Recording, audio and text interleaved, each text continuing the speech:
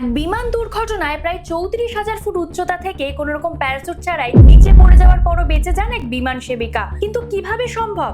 এটা কি নিছক ভাগ্য নাকি বিজ্ঞানে এর কোনো ব্যাখ্যা রয়েছে?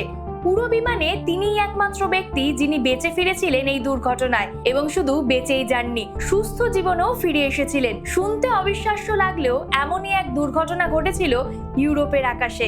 নমস্কার, আমি সৃষ্টি, আপনারা দেখছেন আনটোল্ড ট্রুথ শর্টস। আজ বলবো এমন এক দুর্ঘটনার কথা যা শুনলে আপনারাও অবাক হয়ে যাবেন। বাংলায় একটা প্রবাদ আছে না, রাখে হরি মারে কে, অর্থাৎ ভগবান যাকে রক্ষা করেন তার কোনো ক্ষতি করার সাধ্য কারণ নেই। এমনই এক দুর্ঘটনা ঘটেছিল 1972 সালের 26শে জানুয়ারি। আজ থেকে প্রায় 54 বছর আগে ইউরোপের আকাশে উড়ে চলেছিল একটি যাত্রীবাহী বিমান। ওড়ার কয়েক মিনিট পরেই ঘটে এক বিস্ফোরণ, যার ফলে মুহূর্তের মধ্যে বিমানটি আকাশেই ছিন্ন ভিন্ন হয়ে যায়। 28 জনের মধ্যে 27 জনের মৃত্যু হয়, কিন্তু অবিশ্বাস্যভাবে একজন মানুষ বেঁচে যান। তার নাম ভেসনা ভুলোভিচ।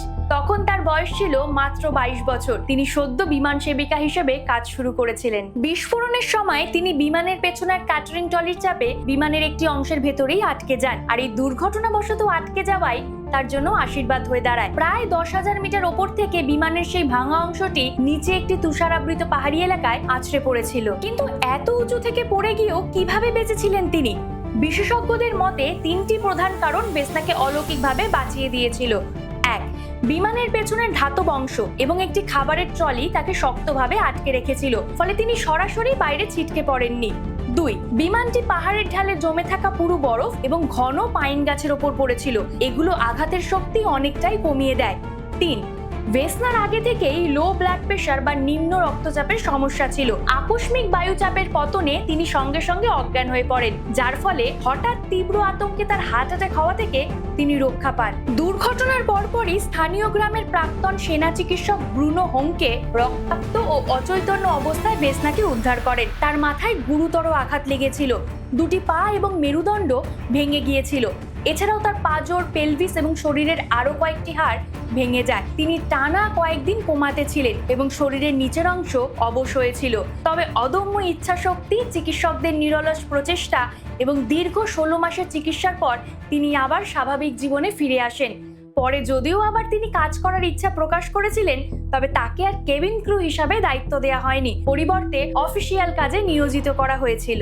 1985 সালে বিখ্যাত মিউজিশিয়ান পল ম্যাককার্টনি ভেসনার হাতে তুলে দেন গিনেস ওয়ার্ল্ড রেকর্ডের সম্মান, কোনো প্যারাসুট ছাড়া সবচেয়ে বেশি উচ্চতা থেকে নিচে পড়ে অলৌকিকভাবে জীবিত থাকার রেকর্ড হিসাবে। কিন্তু 2016 সালে 66 বছর বয়সে ভেসনা পৃথিবীর মায়া ত্যাগ করেন। তবে তার অবিশ্বাস্য বেঁচে ফেরার এই কাহিনী আজও মানব ইতিহাসের অন্যতম আশ্চর্য ঘটনা হিসাবে ধরা হয়। তার গল্প যেন আজও মনে করিয়ে দেয়, কখনো কখনো বাস্তব ঘটনা কল্পকাহিনীর চেয়েও অবিশ্বাস্য হতে পারে। আজকের ভিডিওটা এই পর্যন্তই। ভিডিওটা কেমন লাগলো সেটা অবশ্যই কমেন্টে জানাবেন। যদি ভালো লাগে তাহলে একটা লাইক আর সাবস্ক্রাইব করে পাশে থাকবেন।